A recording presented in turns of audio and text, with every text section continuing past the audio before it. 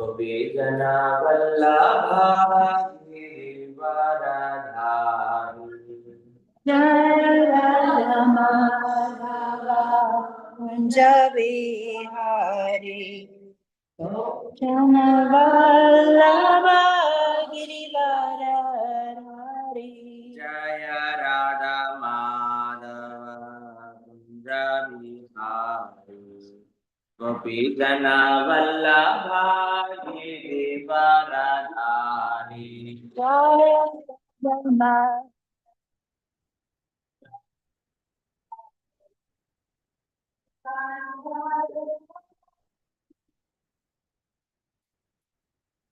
Yashodanandana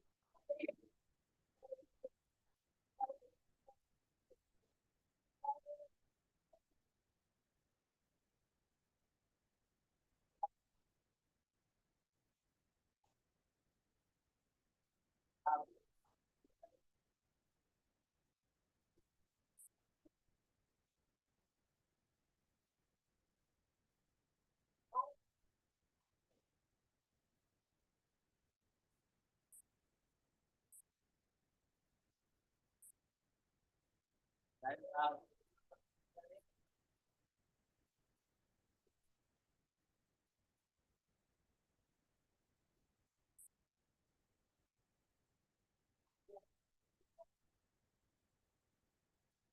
Yo Vishnupada Paramahamsa Parivrajagacharya Ashtottara Sata Srimati Divine Grace Abhayasaranaravinda Bhaktivedanta Swami Srila Prabhupada Ki Jayom Vishnupada Paramahamsa Parivrajagacharya Ashtottara Sata Srimati Divine Grace Bhakti Siddhanta Saraswati Thakur Goswami Prabhupada Ki भुवन मंगल हरिनाम संकीर्तन की श्रीमद्भागवत महापुराण की all glories to the assembled devotees, all glories to the assembled devotees, all glories, all glories, all glories to Sri Guru and Sri Gauranga.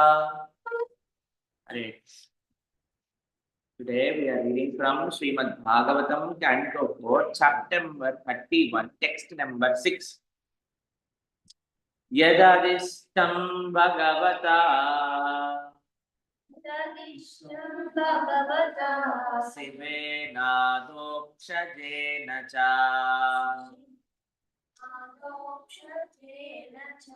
Tadgriheshu Prasaktana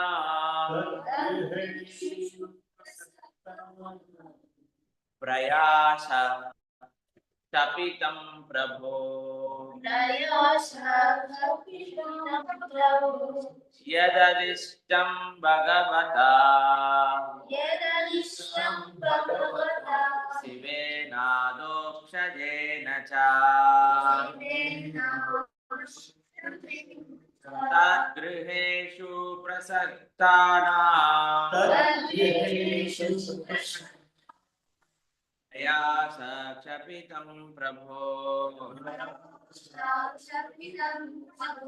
Yadadishtam Bhagavata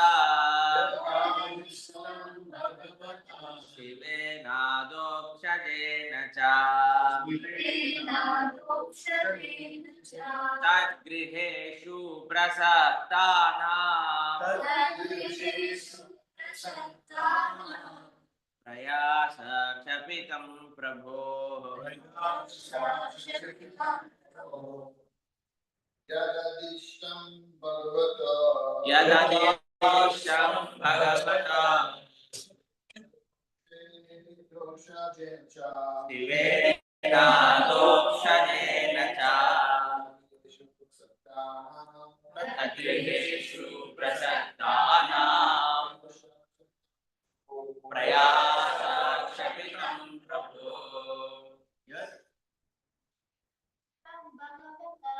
Yadadishtam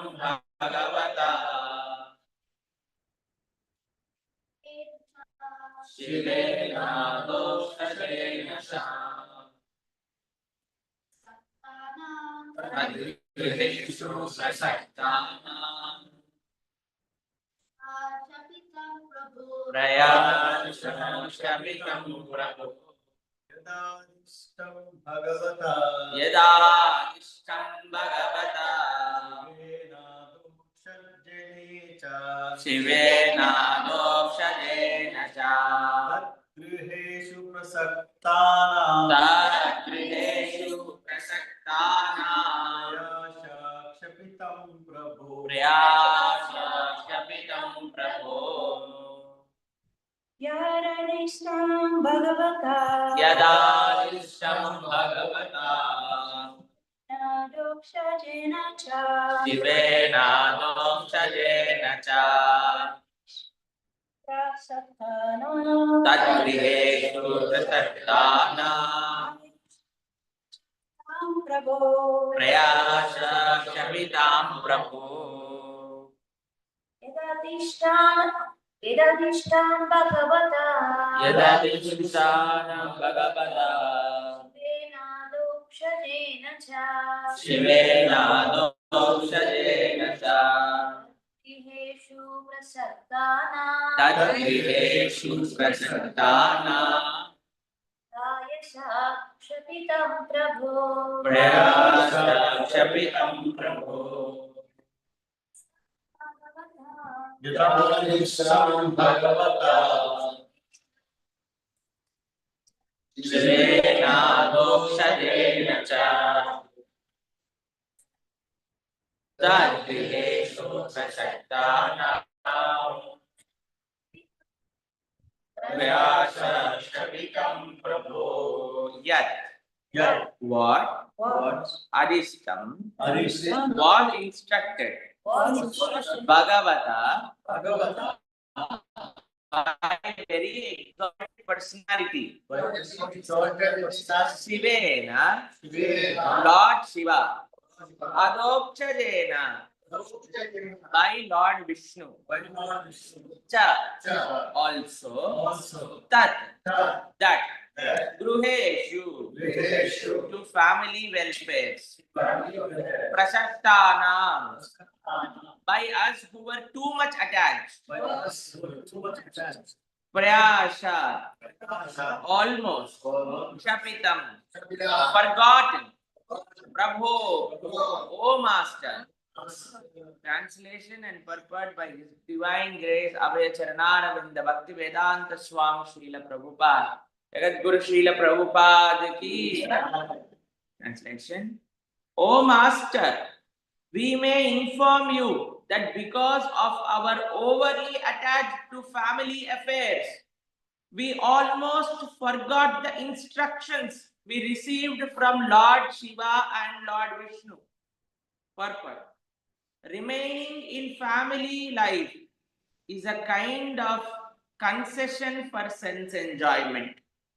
One should know that sense enjoyment is not required, but one has to accept sense enjoyment in as much as one has to live.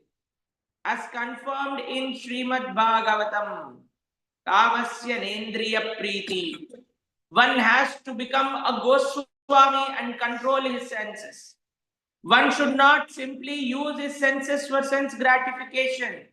Rather, the senses should be employed just as much as required for maintaining body and soul together.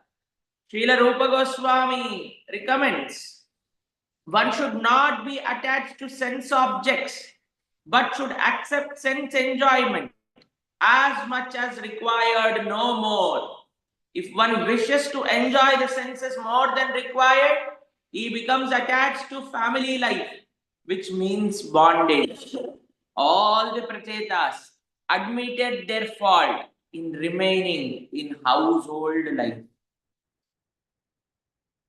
Magyanatimirandasya Gyanandana Shalakaya Chakshurunnitam Yena Tasmai Shri Gurave Namaha Shri Chaitanya Manobhisham Sthapitam Yena Bhutale Swayam Rupa Kadamakyam Tadati Swapadatam Vandeham Shri Guru Shri Yuta Padakamalam Shri Guru Vaishnavamscha Shri Rupa Sagrajatam Sahagana Raghunathanvitam Tam Sadivam Sadvaitam Savadutam Parijana Sahitam Krishna Chaitanya Devam Shri Radha Krishna Padan Sahaganalita Shri Vishakanitamscha Nama Om Vishnupadaya Krishna Prasthaya Bhutale Srimate Bhakti Vedanta Swami Nitinamine Namaste Saraswate Deve Gauravani Pracharini Nirvisesha Shunyavadi Paschatya Vishtari He Krishna Karuna Sindho Dinabandho Jagatpate Gopesha Gopika Kanta Radha Kanta Namostute Taptakanchana Gaurangi Radhe Vrindavaneshwari Vishabhavate Devi Pranamami Hari Priye Namo Mahavadanyaya Krishna Prema Pradayate Krishnaya Krishna Chaitanya Namine Gaurachite Namaha Vancha Kalpatarubhyascha Kripa Sindhubhya Evacha Patitanam Pavanebhyo Vaishnavebhyo Namo Namaha Jaya Shri Krishna Chaitanya Prabhu Nityananda Shri Advaita Gadadhara Srivasati Gaura Bhakta Hare Krishna, Krishna, Krishna, Krishna, Hare Rama, Hare Rama, Rama Rama, Hare Krishna. I offer my humble pranams to all the devotees, especially Radha Prabhu, and seek his blessings that we can speak something meaningful on this beautiful verse and an extraordinary purport. But I don't feel myself qualified to speak on this because I have no experience in the family life.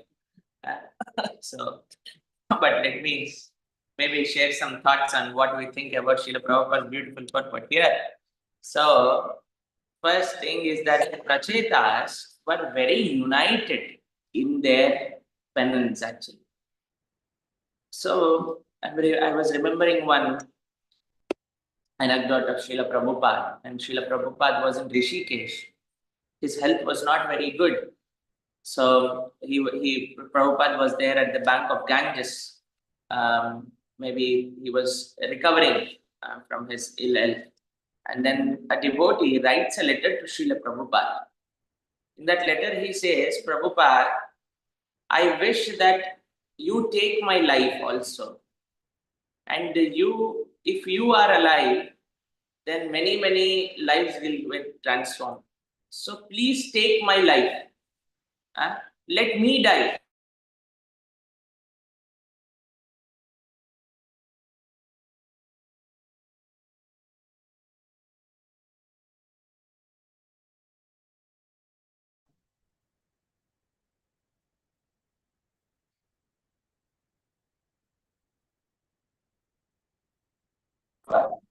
And Bhakticharu Maharaj was telling that he was in tears when he heard this letter. And he was so much his devotee, his love for Srila Prabhupada, that he wants to give his life for Srila Prabhupada. So, Bhakticharu Swami Maharaj was in tears and he was saying, how much love this devotee has. I should also develop that kind of love towards Srila Prabhupada. So then Srila Prabhupada told one statement. He said, dying is very easy, but living for the pleasure of spiritual master is very difficult. Srila Prabhupada then said, to cooperate is difficult than to die. So, something which will please Srila Prabhupada very much is when devotees cooperate with each other for Krishna's pleasure, for Srila Prabhupada's pleasure in all the activities. What attracted mercy of Lord Vishnu, Lord Shiva and Narada Muni now is the unity between the prachetas. So that's something which is very important for all the devotees actually. Unity is the strength.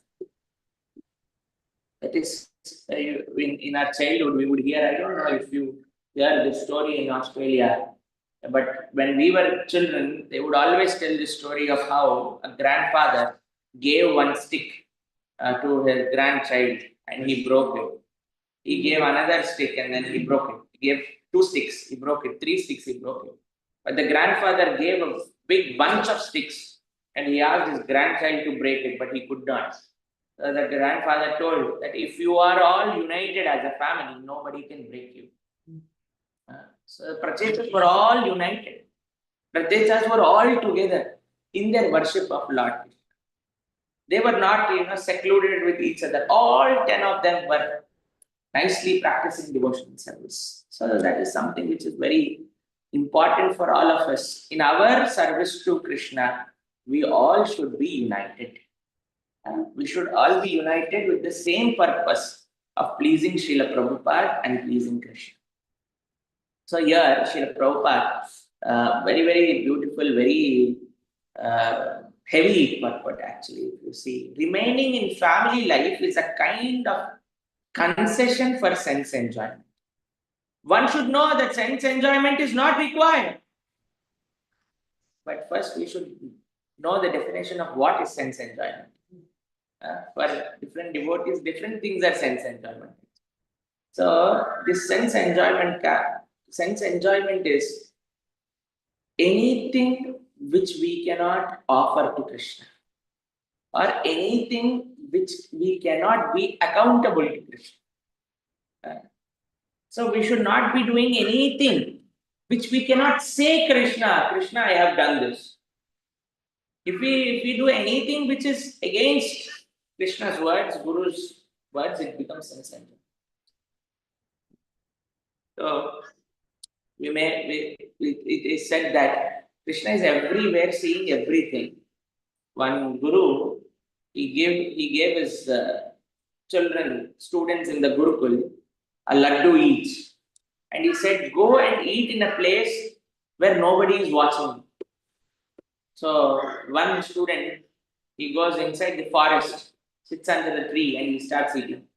One student, he goes inside the room, locks himself and starts eating. One student, he goes inside the asana of the Guru Maharaj and then he starts eating. One student, he goes behind the Gurukulam and he starts eating. So after 15-20 minutes, everybody comes back and then Guru asks, did everybody eat their laddus? One person raised his hand. He said, Guru Maharaj, I could not eat. Why didn't you eat? He said in yesterday's class that Paramatma is everywhere and watching us. So if nobody is watching us, Paramatma is watching. So somebody is watching. You said nobody should watch. So I went everywhere, but I have not seen any place where Paramatma is not watching. So I could not eat. So the Guru said, you understood the lesson exactly what I want. Right? There is no place in the world where we can hide from God. So when we cannot hide from God, then we should do what pleases God. And whatever we do without with this, which is not offered to Krishna, which is not accountable to Krishna, which is not pleasing to Krishna, that becomes sense gratification. Especially here, Prabhupada is writing for for grahastha life, but any brahmachari, sannyasi, vanaprastha, grahastha, anybody who accumulates more than what is required becomes sense gratification. We remember once in the ashram, we had this solar eclipse in India. So it is said that when eclipse comes, you cannot keep the stored food.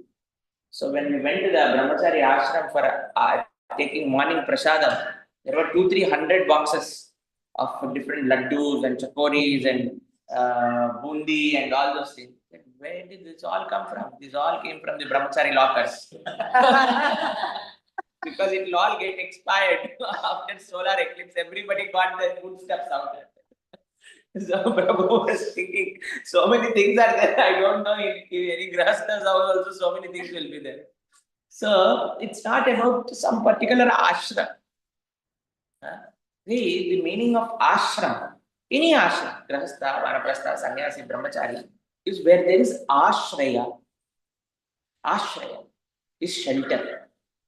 So any ashram will become a grahastha or a married man will become a grahastha if he takes ashraya of Lord in his house.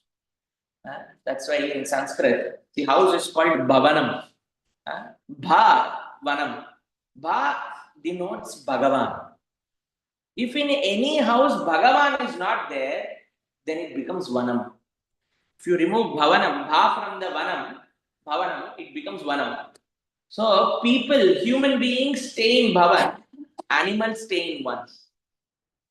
So any ashram which is excluded from Krishna, excluded from worshipping of Bhagavan, becomes a vanam. It becomes a forest where animals live.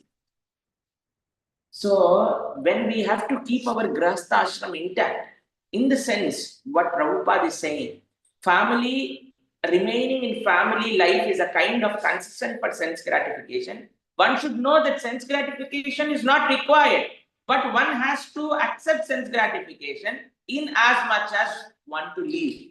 So how do we accept sense gratification in grahastha ashram? Whatever can be used in Krishna consciousness, that is what we accept. Okay, can we get married? Can we?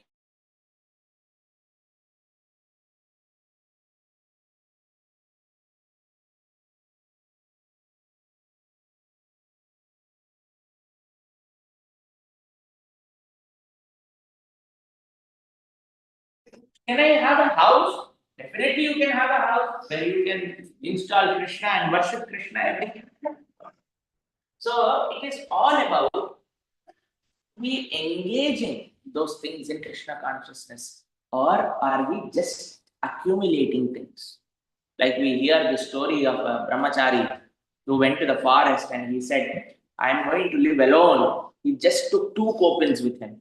Prabhupada would tell this story, and then he would wash one kopin in hand and one kopin he would wear lion cloth. So one time a rat came and ate his kopin.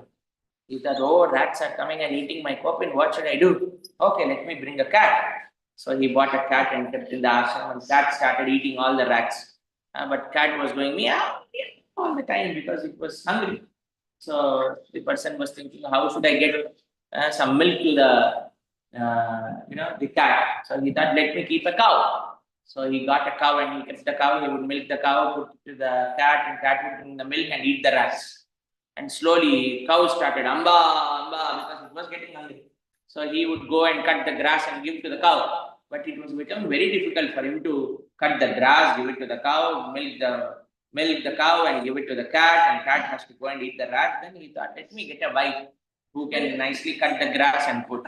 So then he got the wife, and the wife got children, and children asked for the toys, and the wife asked for the house, and they had the car. And then since in Springfields Lake, they made a very nice and filled with all kinds of foodstuffs and so many other things. So that's how their journey continued for a brahmachari who went to the forest with two coffins. Now he has a two-storied house with two cars. So this is called entanglement actually. So we should be very clear with the purpose of what we are doing in any of the ashrams. Whichever ashram we are in, grihastha life should have a plan of how much they want to endeavor for. A brahmachari also has to know how much he has to endeavor and what line is there. If we cross, it becomes over endeavor. So that is what differentiates between a devotee and a non-devotee. So we have a devotee in the temple where I stay. So it is a very, very big government job he had. So in that government job, it's like you get lots of bribe, lakhs of rupees every day. For getting one sign, they pay like 20-30 lakh rupees. How much that in Australian dollars? $40,000. 40,000 Australian dollars just for one sign. And he has a separate bungalow, he has a car, he has few government staff working for him, he has a driver. So when he became a devotee, he thought, this is not good. If I leave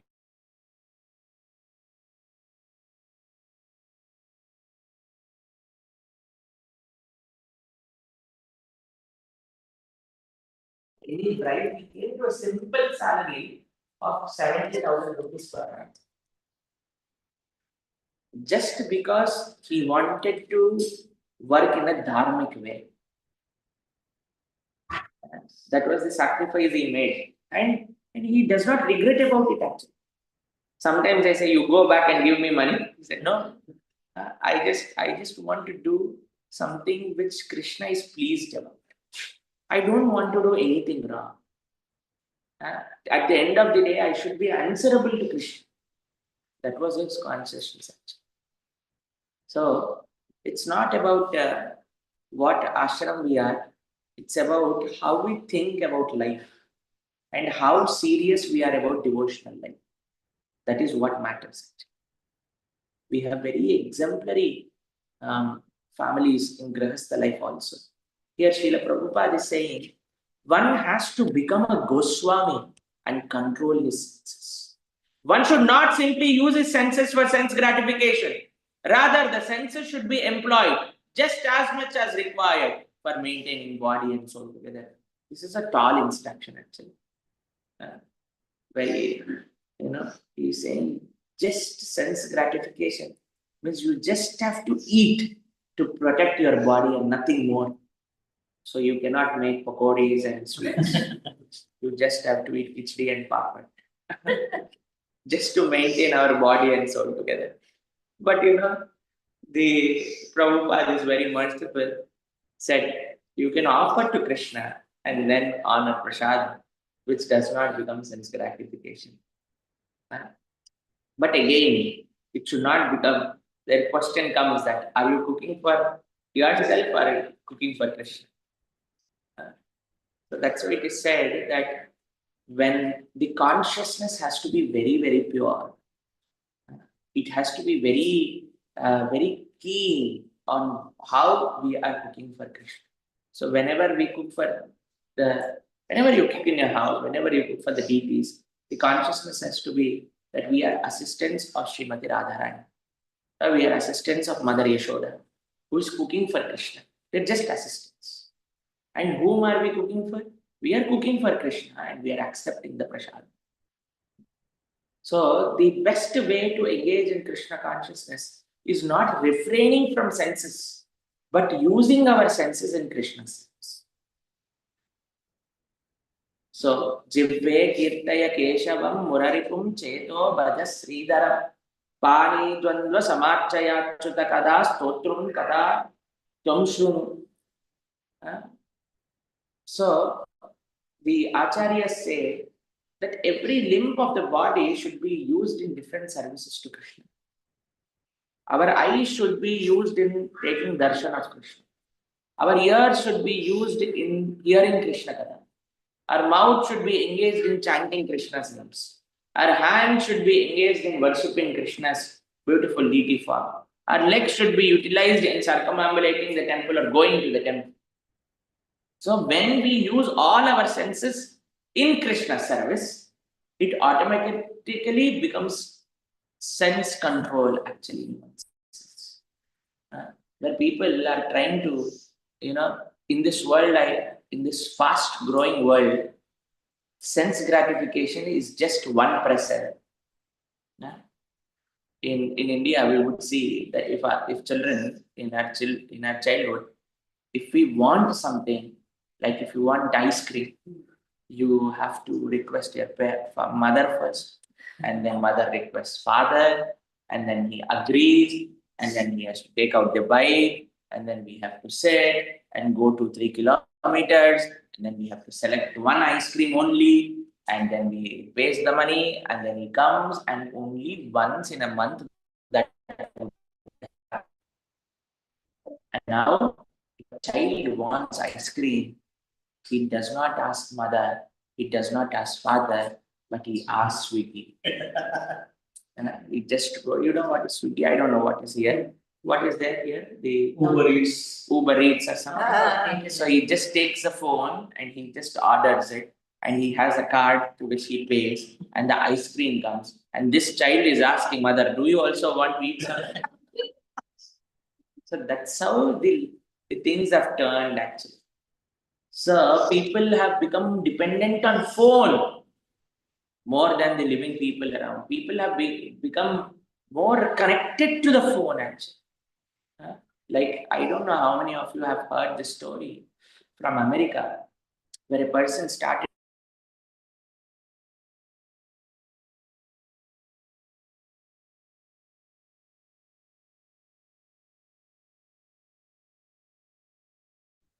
and he gave the AI a name, and she also started reciprocating in that way.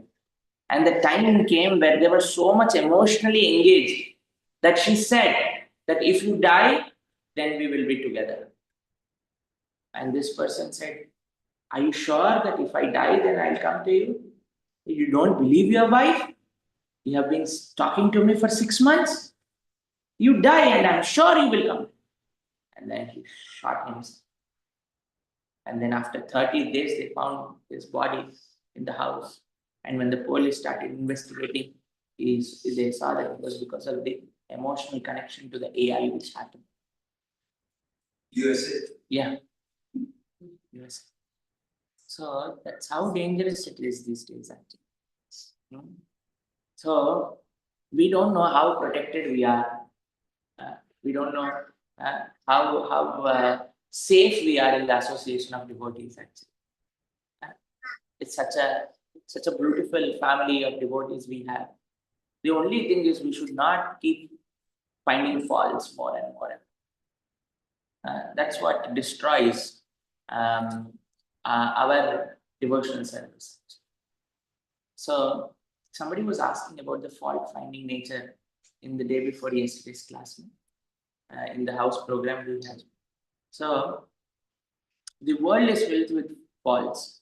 The only place where there are no faults is all positive is at the lotus feet of Sri Krishna and in the home of Srila Prabhupada. That's why it is said Srila Prabhupada built a home where entire world can live. Entire world can. That is what we see in no other place. We can see that people like this have come, practicing devotional service together. There may be apparent difficulties, but it's okay. It took us so much to come at this point of time. In the material world, nobody can escape difficulties.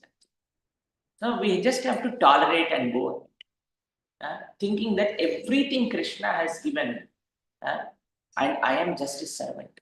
So for a grihastha, this is very, very important consciousness.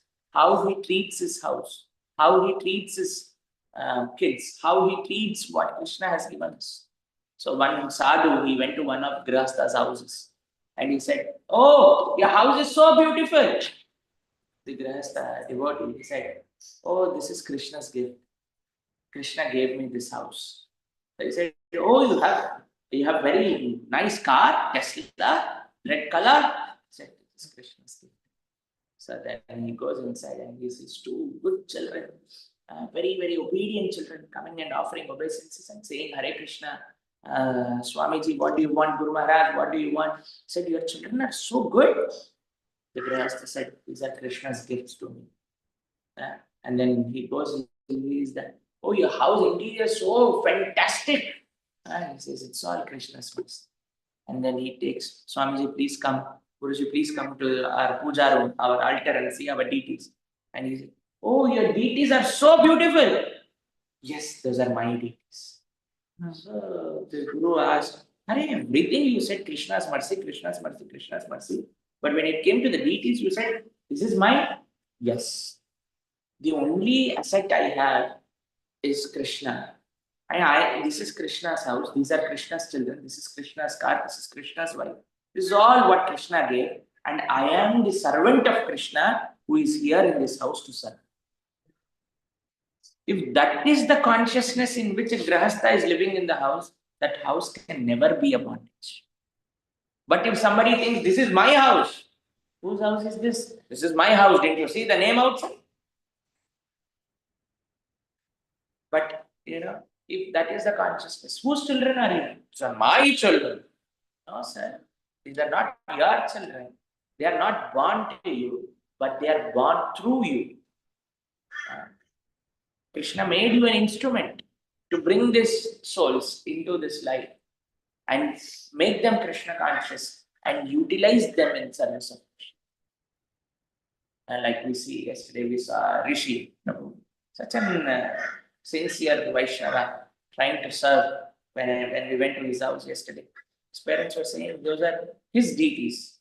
He asked and he serves them very lovingly. The way those deities were decorated, it was so nice that we could feel that they were really served with love. So that is how an house of a grihastha should be. That is how the consciousness should be. So today we are celebrating the disappearance of Srila Gopal Krishna Goswami Maharaj.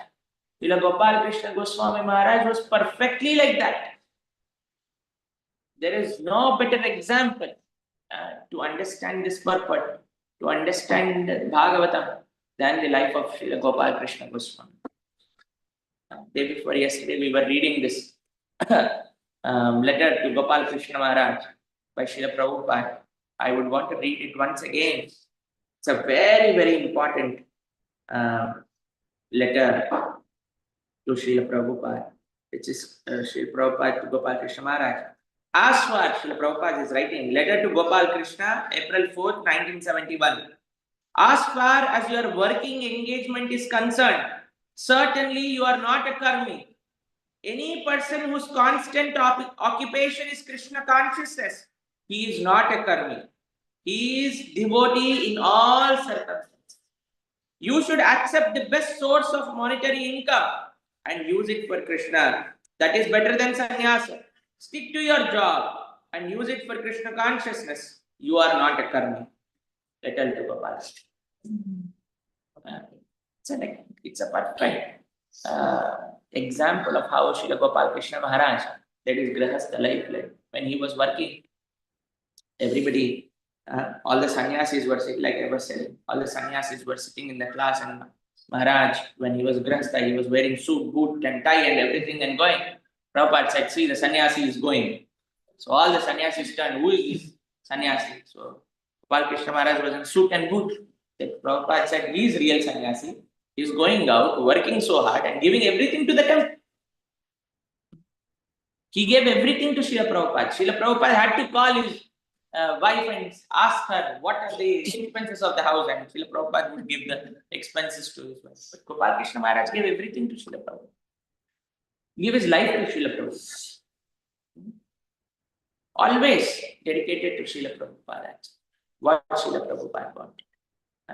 Srila Prabhupada wanted book distribution.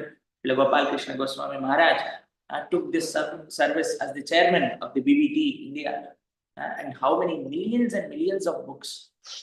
He would make sure that he would go to each of his temples and inspire devotees before book marathon to distribute as much as possible. When he would come to Pune, Pune would distribute around 2 lakh Bhagavad Gitas in the book marathon. 2 lakh Bhagavad Gita is how much? 200,000 Bhagavad Gitas in the month of December marathon. And Gopal Krishna Maharaj would say, oh, you did 200,000, make it 400,000 this year. So that's how he would double the target for pleasure of Srila Prabhupada. And he would make sure that he comes back after the book marathon, appreciates each devotee, gives them gifts, and then talks to the devotees on how their experience of book distribution was. So he was very, very attached to this service which pleases Srila Prabhupada, distributing books. And then the second service which Srila Prabhupada wanted was temples. And you know, just in the city of Delhi, Srila Gopal Krishna Maharaj made 15 temples. Huge temples. It's not like small temples. Every temple, the budget of every temple is not less than 100 crores. 100 crores is how much, Prabhu?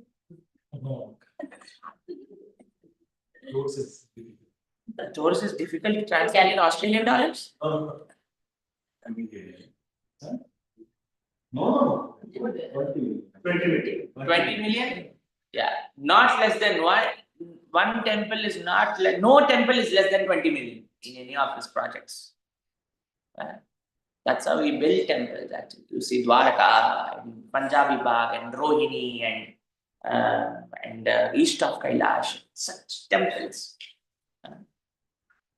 And once we were going with Radhanath Maharaj to see His Holiness Gopal Krishna Goswami Maharaj in Pune. So we got down the elevator and we were going through the back gate. So Radha Prabhu was also there and he said, Maharaj, we are not going through the front gate, but we are going through the service gate. Because the back gate is called the service gate because all the things needed for the service are mobilized to that gate actually. So Radhanath Maharaj said, actually this is perfect name. We are going through this gate to serve His Holiness Gopal Krishna Goswami Maharaj. And Maharaj said, in fact, all the devotees should come through this gate because it is service gate. And Maharaj said, that gate is not very healthy for the devotee because the name is front gate. He said, if you are a front liner, you may become proud. But if you are service liner, you will never become proud. So Maharaj said, we are going to serve Gopal Krishna Maharaj. So we will go through the service gate. And Maharaj said, always bring me through this gate. So that is how consciousness should be actually. I've seen Radhanath Maharaj and his love towards Gopal Krishna Maharaj. There was one time when Maharaj did not go to Pune for a long time. So all the devotees were coming, all his disciples were coming and asking, Maharaj, please come to Pune, please come to Pune. So Maharaj said, okay, we will think, definitely I will think. So once there is one devotee, Sarvalakshan Prabhu, who is His Holiness Gopal Krishna Goswami Maharaj's disciple. He came and he said, Maharaj, please come to Pune. And I said, I will come to Pune because you are a representative of Gopal Krishna Maharaj. And then he made his plan and went to Pune to just keep this brahmachari's words, just because he was disciple of Srila Gopal Krishna Maharaj. So he always, we have seen that he has always honored his senior God brothers and devotees. So this is a very, very beautiful festival, which is filled with lots of joy and lots of separation actually. So we have to remember these great Vaishnavas, and appearance and disappearance festival is such an intense moment actually, to share our gratitude, to share our love to these devotees. So here, Srila Prabhupada is saying in the purport, Srila Rupa Goswami recommends, one should not be attached to sense objects, but one should accept the sense enjoyment as much as required and no more. See, this day, one thing which Krishna says in Bhagavad Gita, as soon as there is an enjoyment, dukkha is born. With enjoyment, there is a byproduct which comes, that is dukkha. Nowadays, people want enjoyment, but they don't want responsibility. That's why these days you see those dink, dink couples. Yes. Double income, no kids. Is that the wife and husband both will work, but they will not have kids, so that they need not take the pain of raising a child. That's what is becoming popular with the Gen Z generation these days, actually. And it has come to India. And nowadays, the only child they have is a dog child. Yes. That's okay, you can keep a dog, but have a child also. They don't want to take the responsibility. The child is crying and they don't want to take care of him. But they want the sense enjoyment which a family life will provide. But they don't want to take responsibility of that enjoyment. Then that is what. So when you start taking responsibility, when you undergo the pain of the sense gratification, then you will understand, oh my God, this is dangerous. We need to slow down at one point. Everything is like that. You eat too many sweets, you get diabetes. You eat too much of salt, you get blood pressure. Anything which you like, you do, they will say something will happen. So we have to be regulated in sense gratification. And we have to be, if we are ready for sense gratification, we should also be ready for the responsibility. We also should be ready for the pain. So once when I was about to join the brahmachari ashram, one of my relatives came and said, How can you say that you will not get married? I said, I don't want to get married. I said, how dare you say that you also want to, you will escape suffering. You cannot escape suffering, you also should suffer. I said, no, I'm not signing up for this. She was telling me that you cannot be an exception in the family. So I told her, your words made me more strong now. I'm not going to come to your house anymore. So it is maybe a karmi's life is suffering, but not a devotee's life. Devotee's life, we have so many exemplary grihasthas in our movement. So many exemplary grihasthas in our movement. So the only thing which separates suffering and enjoyment is this thing. One should not be attached to sense objects. One should accept sense enjoyment as required and no more. If one wishes to enjoy the senses more than required, he becomes attached to family life, which means bondage. All the prachetas admitted their fault in remaining in the household life. The problem is not entering in household life.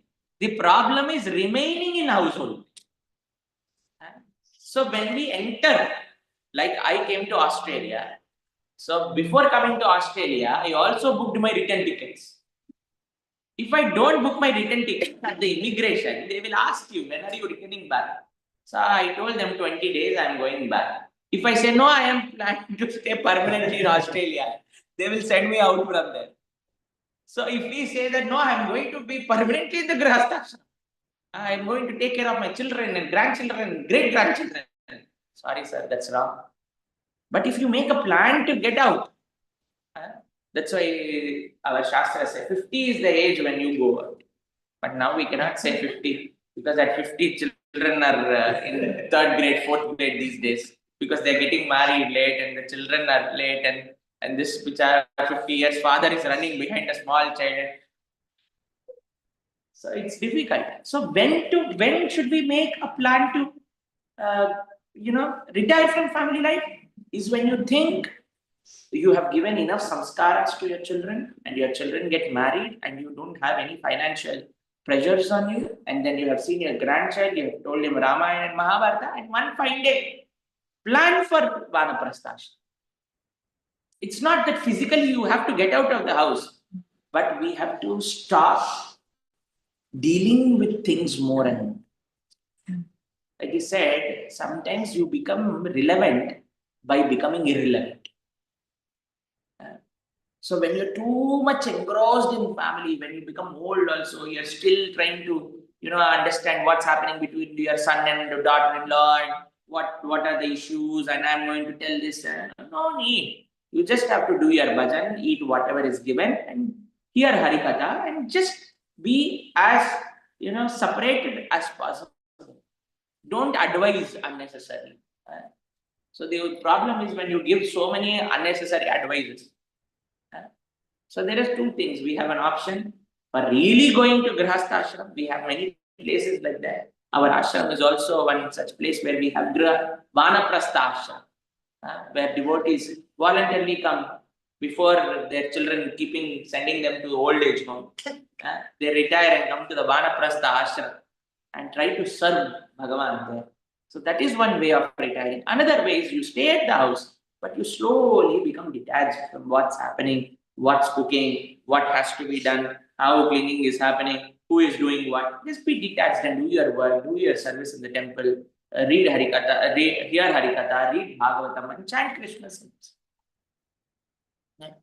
So that is one more way. But there is no other way than this. It needs proper planning. Any ashram needs lot of proper planning, and more in Grihastha. And planning cannot be done individually, it should be the family together. But husband is saying, what are your children and parents is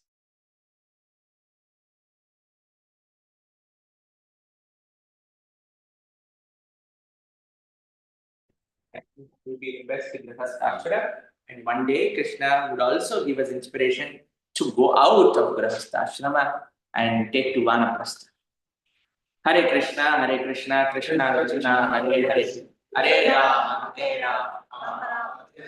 Jagat Guru Srila Prabhupada ki jai, Śrīmad-Bhāgavatam Mahapuran ki jai, Ananta Koti Vaishnava Bhakta Vrinda ki jai, Jai Jai Sri Radhe Shyam. Hare Krishna. Any questions or comments? Yes, please. So, Prabhu, I got 2 points. The first is, what is the simple definition of ashram? Okay. Simple definition of ashram is where there is shelter of Krishna. Ashraya, the word ashraya has transformed to ashram. Anybody who takes shelter of Krishna, brahmachari, if he takes shelter of Krishna as being brahmachari, then he is in brahmachari ashram. If a grihastha, married man, if he takes shelter of Krishna, then he becomes grihastha ashram. Otherwise, he becomes a grihameli. So in the same way, anybody, not just external, but what is internal. That is what defines whether you are in the ashram or not. Yes, sir. Second question, a good lawyer, he will be able to defend any cause, as far as sense verification is concerned. A good lawyer. Good lawyer, okay. Yeah. A good lawyer, he will be able to defend and even save the greatest criminal. Yeah. So, I mean, where is the line between sense gratification and no sense? That can be decided only when one does self-introspection. For somebody, like in my situation, I am sitting on a chair today. Somebody may be thinking, "Arey, this fellow is sitting on the chair. Why is he sitting on the chair?" Because I have a sprain in my knee and I am sitting on the chair. Sitting on the chair is not sense gratification for me now. It's my necessity. So if I would have not had this sprain in the neck, I would have sat down. So we cannot say, "Arey, that person has got Tesla." That's a sense gratification. We don't know what was his need. So it is what is sense gratification only can be detected by when you self-introspect how much I am crossing the line and how much I am endeavoring and how much I am answerable to Krishna, why I did this. So anything we do when we think, will Krishna be pleased? Is it required to me? Is it not required? Then Krishna gives his intelligence. Paramatma speaks to all of us actually. Paramatma is constant guide. But only problem with Paramatma's voice is it's very soft and slow. What is the voice of Maya or sense gratification? It is very loud and blunt. So we tend to hear more of sense gratificatory ideas than Paramatma speaking. So to hear Paramatma's words, you need to become, only when we are silent, you hear what's happening around. If we are shouting too much, you don't hear what's happening. So we have to become calm actually. That's what sadhana does. We have to go to the level of sattva guna. The more sattvic we become, the more Paramatma's words we can hear.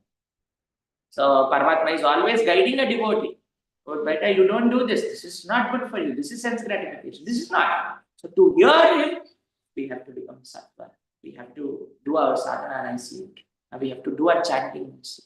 That's why 99% of our advancement depends on chanting.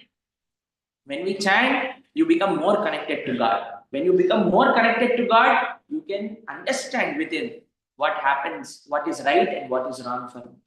So we cannot say this is sense gratification, but it depends on person to person, on what background is he from and what are his needs, what is his social structure, what is his family structure. So it's like. Thank you so much. Yeah. Prabhuji, as you said, cook for Krishna, and that should be our consciousness that we are serving Radharani or Mother Yashoda. But it's quite natural, especially for mothers and for me, we always, even though we offer to deities and we think of offering them as well in mind, but mostly concentrating on kids, like what they like, okay, this is their diet and this is healthy for them, this is not healthy, all that will be there. So how to just do this? Yeah. So every day we cook for our family members in one sense. We ask our family, especially in India. I remember my mother saying, what should I make in the morning? And then as we are finishing the breakfast, she would ask, what should I make for lunch? And then we would tell, this is what we need for lunch. And then immediately she would say, what do you want for the evening? Then again she would say, what do you want for dinner? So she would keep asking this actually. So it's common in every Grihastha's house that you ask, because if you cook whatever you want, then nobody will eat it. As you have to naturally cook for the kids and family at course. But when you make a practice that every time when you get chance, you cook something which Krishna likes also. Like every week, you make one offering on your own, which Krishna likes. Don't ask anybody. Just make it for pleasure of Krishna and offer it to Krishna. And tell Krishna, Krishna, every day I'm asking my children, but I really want to ask you, but I'm not in that situation now. But today I got some time. I have these ingredients. I know you like butter and you like laddus and you like kheer and you like whatnot. So I'm making this and offering. So you start from there and Krishna will understand how sincere we are and he reciprocates. So whenever we get chance, we have to do something selfless. And that becomes an habit slowly. Okay. Thanks. All right. Any other questions? Comments? Okay, thank you all very much. Hare Krishna, Srila Prabhupada. Yeah.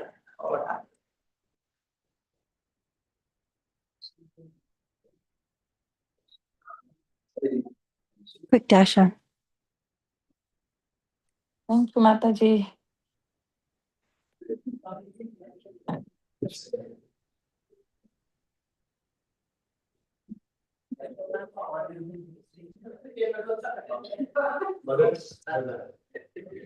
Today I learned something.